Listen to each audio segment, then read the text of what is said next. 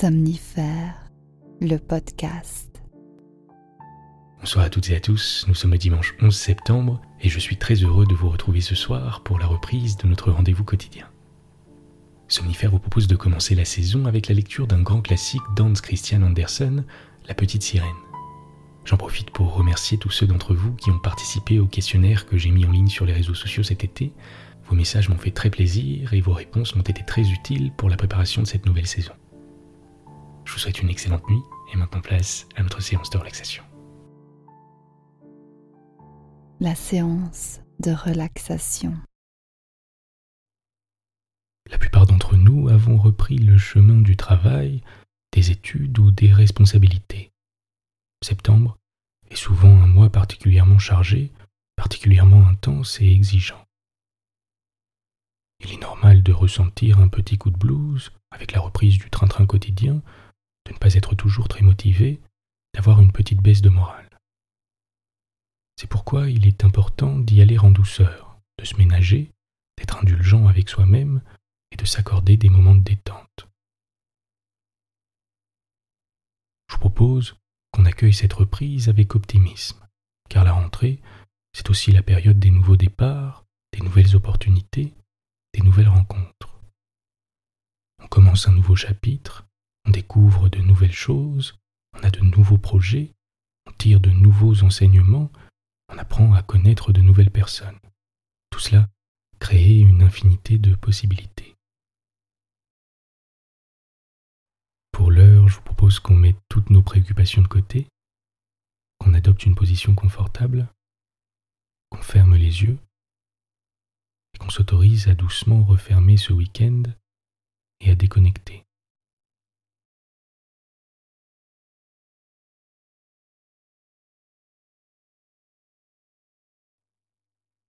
On va commencer par prendre une grande et profonde inspiration par le nez et on évacue toutes les tensions à l'expire.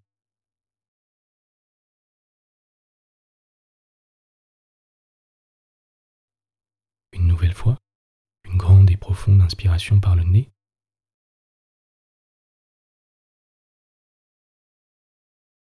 et on expire toutes les tensions.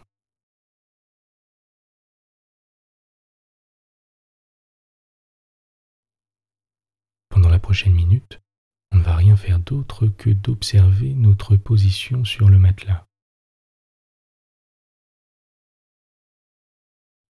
Tranquillement, sans attente particulière.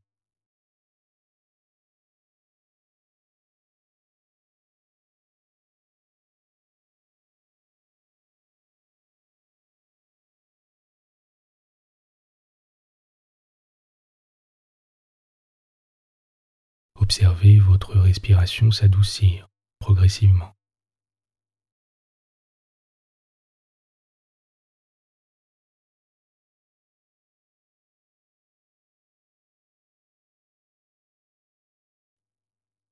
Observez les mouvements de votre poitrine et de votre ventre, à l'inspire et à l'expire,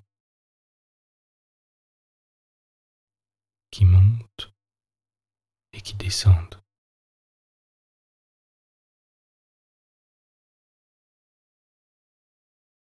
On va à présent relâcher tous les petits muscles de notre visage.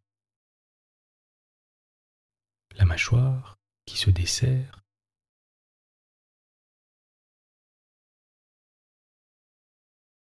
la langue qui se détend,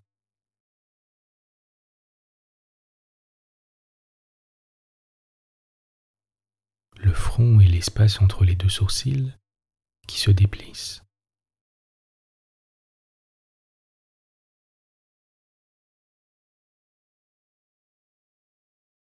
Et imaginez qu'à chaque expire, vos muscles se détendent un peu plus encore.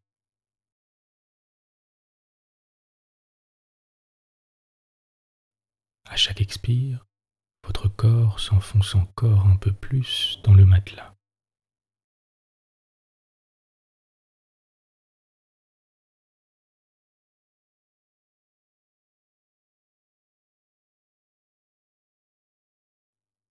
Laissez-vous simplement aller et basculez lentement vers la détente.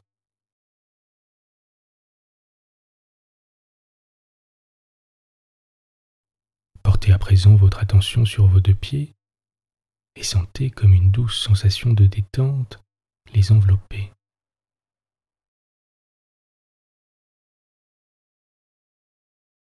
Et remontez lentement au niveau de vos chevilles,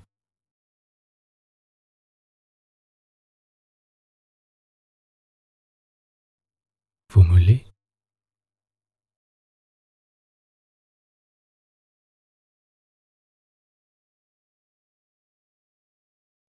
vos genoux,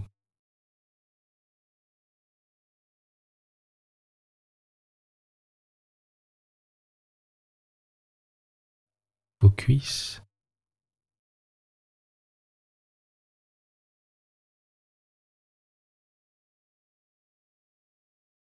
vos hanches,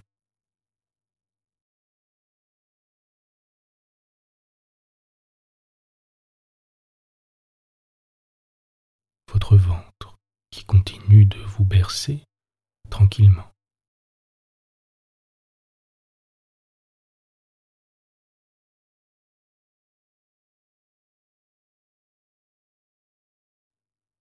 Votre poitrine et votre dos.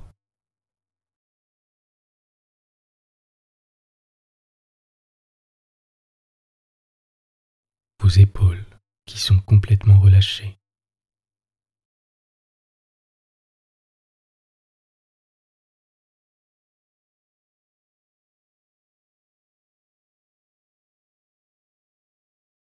Laissez cette sensation de douceur s'installer un peu plus longtemps dans la région de vos épaules.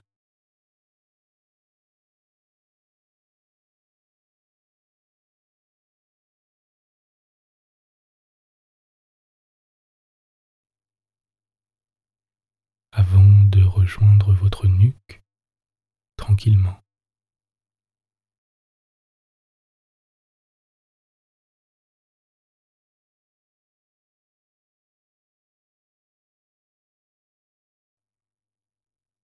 Puis votre tête et votre cuir chevelu, qui s'enveloppe à son tour d'une douce sensation de bien-être.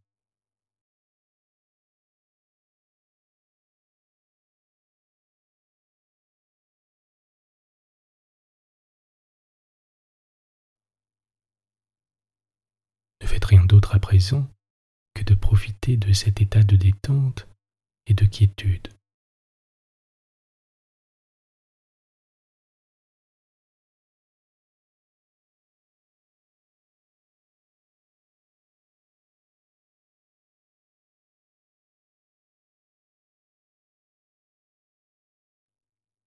Et notez comme c'est plaisant, comme c'est agréable.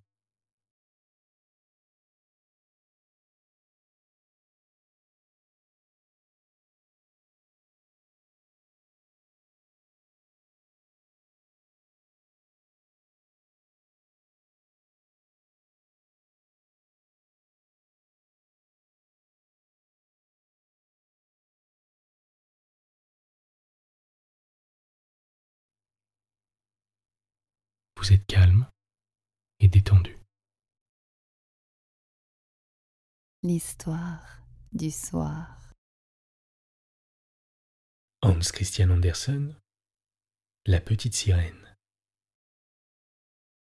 Bien loin dans la mer, l'eau est bleue comme les feuilles des bleuets, pure comme le verre le plus transparent, et si profonde qu'il serait inutile d'y jeter l'encre.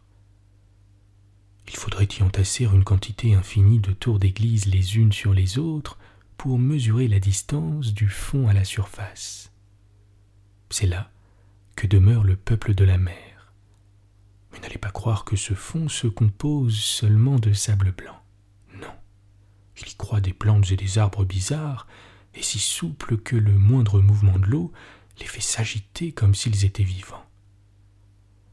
Tous les poissons, grands et petits, vont et viennent entre les branches comme les oiseaux dans l'air.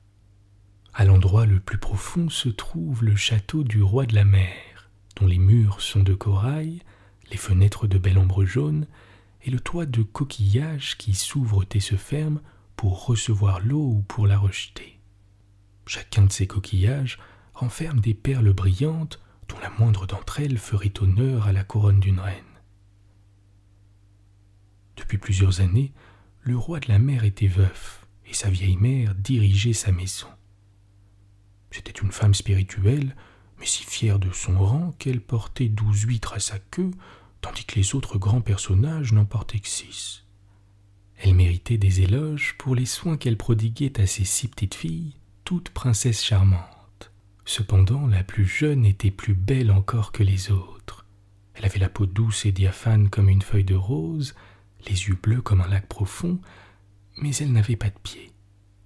Ainsi que ses sœurs, son corps se terminait par une queue de poisson. Toute la journée, les enfants jouaient dans les grandes salles du château, où des fleurs vivantes poussaient sur les murs. Lorsqu'on ouvrait les fenêtres d'ambre jaune, les poissons y entraient comme chez nous les hirondelles, et ils y mangeaient dans la main des petites sirènes qui les caressaient. Devant le château était un grand jardin avec des arbres d'un bleu sombre ou d'un rouge de feu. Les fruits brillaient comme de l'or, et les fleurs, agitant sans cesse leurs tiges et leurs feuilles, ressemblaient à de petites flammes. Le sol se composait de sable blanc et fin, et une lueur bleue merveilleuse qui se répandait partout aurait fait croire qu'on était dans l'air au milieu de l'azur du ciel plutôt que sous la mer. Les jours de calme, on pouvait apercevoir le soleil, semblable à une petite fleur de pourpre, versant la lumière de son calice. Chacune des princesses avait dans le jardin son petit terrain qu'elle pouvait cultiver selon son bon plaisir. L'une lui donnait la forme d'une baleine, l'autre celle d'une sirène. Mais la plus jeune fit le sien rond comme le soleil et n'y planta que des fleurs rouges comme lui. C'était une enfant bizarre, silencieuse et réfléchie.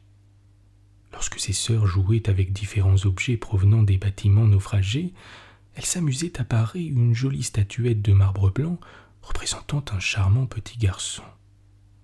Son plus grand plaisir consistait à écouter des récits sur le monde où vivent les hommes.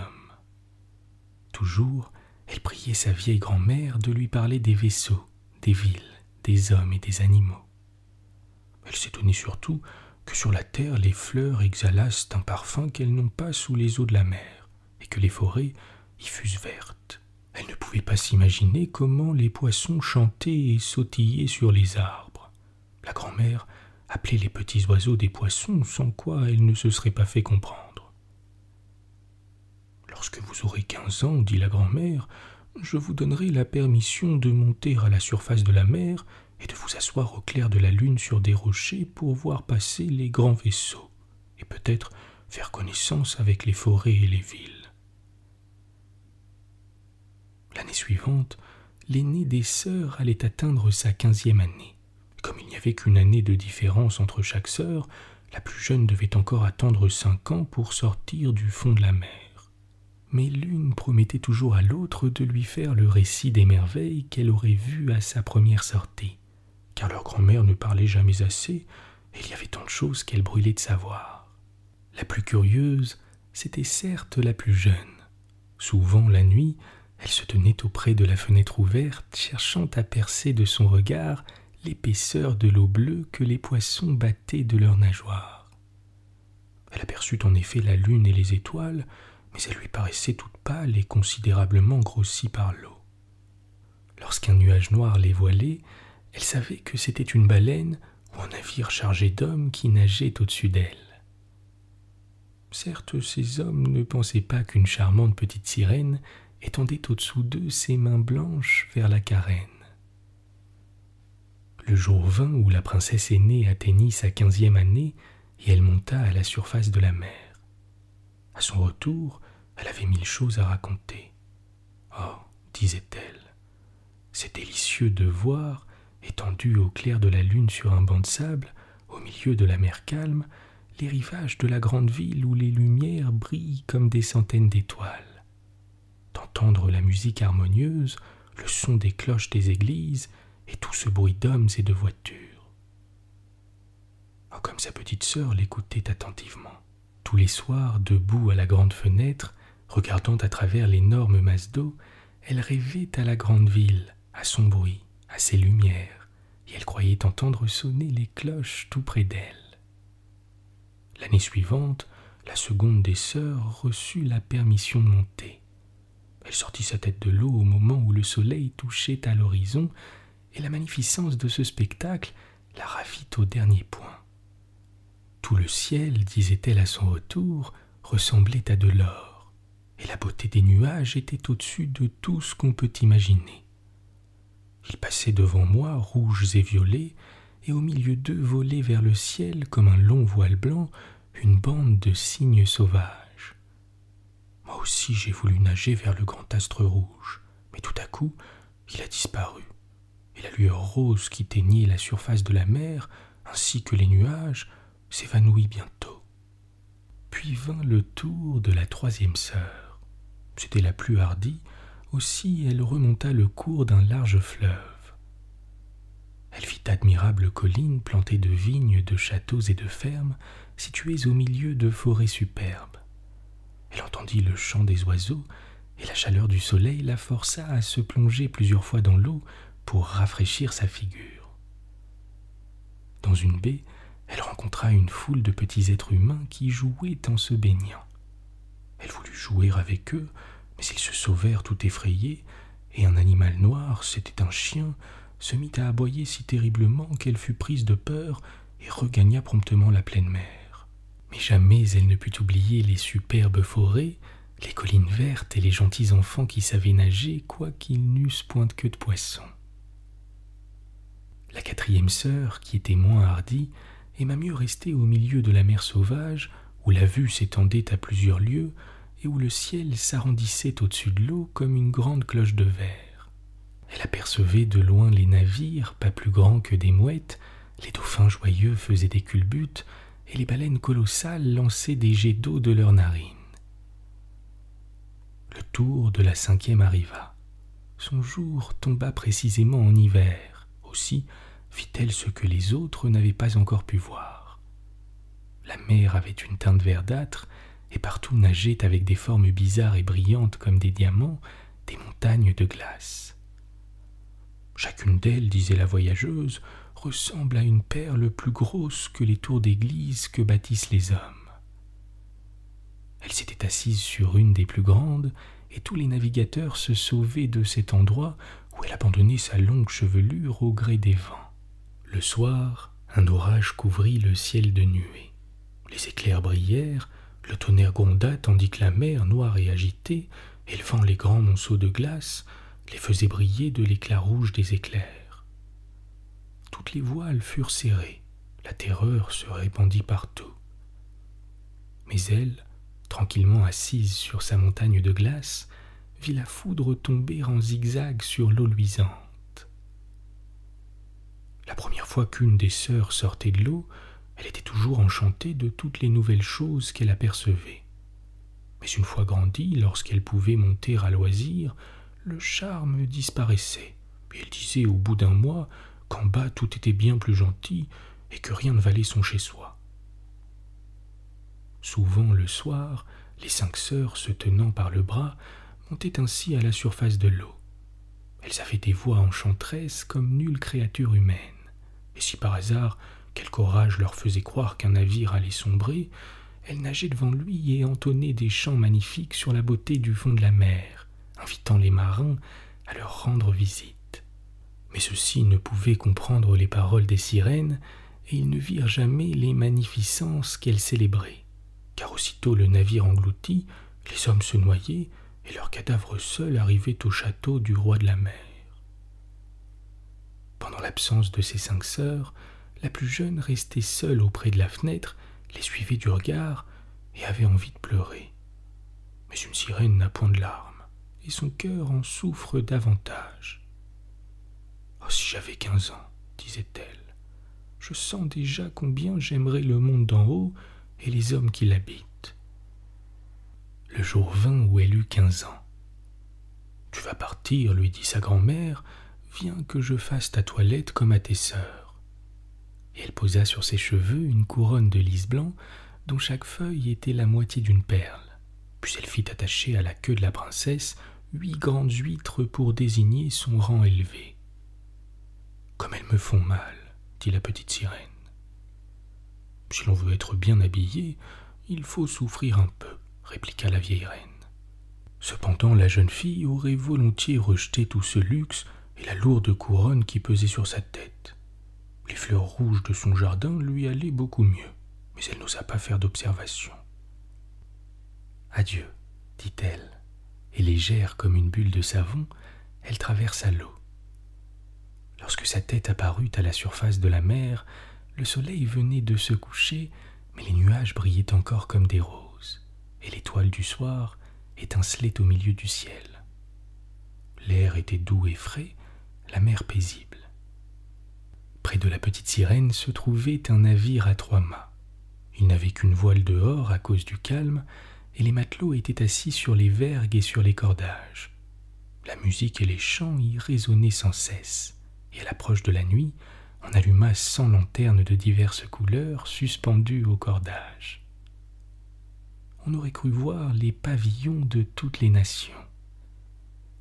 La petite sirène nagea jusqu'à la fenêtre de la grande chambre, et chaque fois que l'eau la soulevait, elle apercevait à travers les vitres transparentes une quantité d'hommes magnifiquement habillés.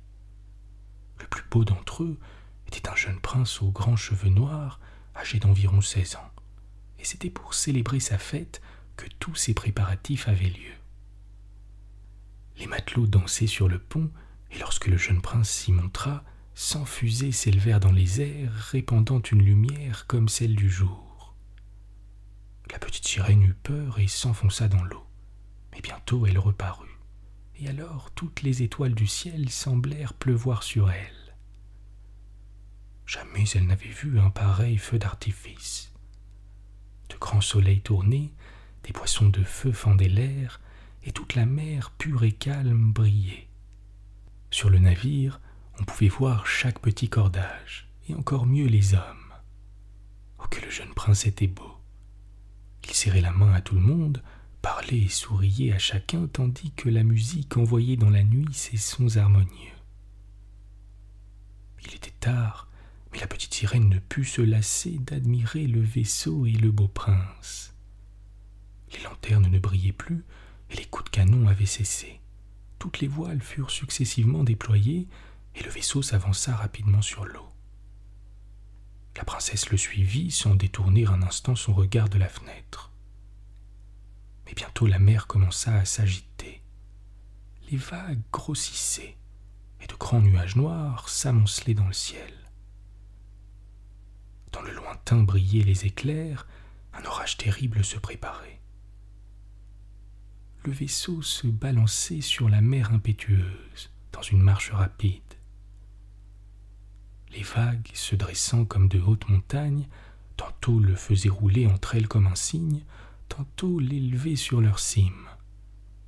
La petite sirène se plut d'abord à ce voyage accidenté, mais lorsque le vaisseau, subissant de violentes secousses, commença à craquer, lorsque tout à coup le mât se brisa comme un jonc, et que le vaisseau se pencha d'un côté, tandis que l'eau pénétrait dans la cale, alors elle comprit le danger, et elle dut prendre garde elle-même aux poutres et aux débris qui se détachaient du bâtiment.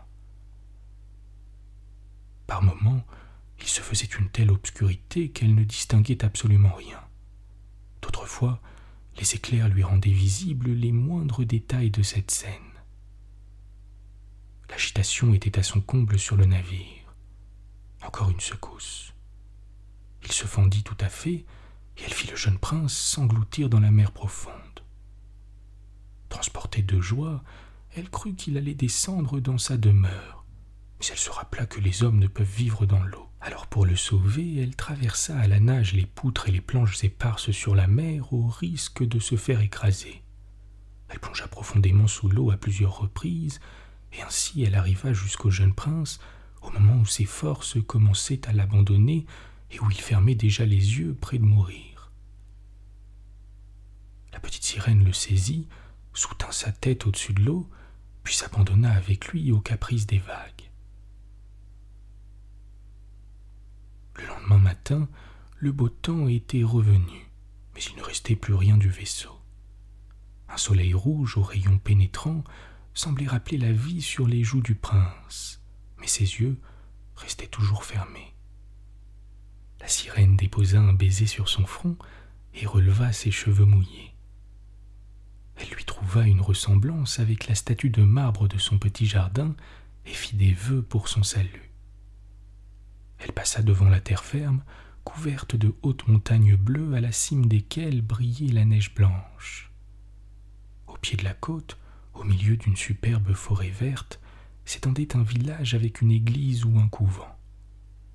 En dehors des portes s'élevaient de grands palmiers et dans les jardins croissaient des orangers et des citronniers. Non loin de cet endroit, la mer formait un petit golfe, s'allongeant jusqu'à un rocher couvert d'un sable fin et blanc. C'est là que la sirène déposa le prince, ayant soin de lui tenir la tête haute et de la présenter aux rayons du soleil. Bientôt les cloches de l'église commencèrent à sonner et une quantité de jeunes filles apparurent dans un des jardins. La petite sirène s'éloigna en nageant et se cacha derrière quelques grosses pierres pour observer ce qui arriverait au pauvre prince. Quelques moments après, une des jeunes filles vint à passer devant lui. D'abord elle parut s'effrayer, mais se remettant aussitôt, elle courut chercher d'autres personnes qui prodiguèrent au prince toute espèce de soins. La sirène le vit reprendre ses sens et sourire à tous ceux qui l'entouraient. À elle seule il ne sourit pas, ignorant qui l'avait sauvé. Aussi, lorsqu'elle le vit conduire dans une grande maison, elle plongea tristement et retourna au château de son père. Elle avait toujours été silencieuse et réfléchie. À partir de ce jour, elle le devint encore davantage. Ses sœurs la questionnèrent sur ce qu'elle avait vu là-haut, mais elle ne raconta rien. Plus d'une fois, le soir et le matin, elle retourna à l'endroit où elle avait laissé le prince. Elle vit mûrir les fruits du jardin, elle vit fondre la neige sur les hautes montagnes, mais elle ne vit pas le prince, et elle retournait toujours plus triste au fond de la mer. Là, sa seule consolation était de s'asseoir dans son petit jardin et d'entourer de ses bras la jolie statuette de marbre qui ressemblait au prince, tandis que ses fleurs négligées, oubliées, s'allongeaient dans les allées comme dans un lieu sauvage, entrelaçaient leurs longues tiges dans les branches des arbres et formaient ainsi des voûtes épaisses qui obstruaient la lumière. Enfin, cette existence lui devint insupportable. Elle confia tout à une de ses sœurs, qui le raconta aussitôt aux autres, et à quelques autres sirènes qui ne le répétèrent qu'à leurs amies intimes. Il se trouva qu'une de ces dernières, ayant vu aussi la fête célébrée sur le vaisseau, connaissait le prince et savait l'endroit où était situé son royaume. « Petite sœur, » dirent les autres princesses, et s'entrelaçant les bras sur les épaules, elles s'élevèrent en file sur la mer devant le château du prince. Ce château était construit de pierres jaunes et luisantes. De grands escaliers de marbre conduisaient à l'intérieur et au jardin. Plusieurs dômes dorés brillaient sur le toit, et entre les colonnes des galeries se trouvaient des statues de marbre qui paraissaient vivantes. Les salles magnifiques étaient ornées de rideaux et de tapis incomparables, et les murs couverts de grandes peintures. Dans le grand salon, le soleil réchauffait à travers un plafond de cristal les plantes les plus rares qui poussaient dans un grand bassin au-dessous de plusieurs jets d'eau. Dès lors, la petite sirène revint souvent à cet endroit, la nuit comme le jour. Elle s'approchait de la côte et osait même s'asseoir sous le grand balcon de marbre qui projetait son ombre bien avant sur les eaux. De là, elle voyait au clair de la lune le jeune prince qui se croyait seul. Elle entendait aussi les pêcheurs dire beaucoup de bien du jeune prince, et alors elle se réjouissait de lui avoir sauvé la vie, quoiqu'il l'ignorât complètement. Son affection pour les hommes croissait de jour en jour. De jour en jour aussi, elle désirait davantage s'élever jusqu'à eux.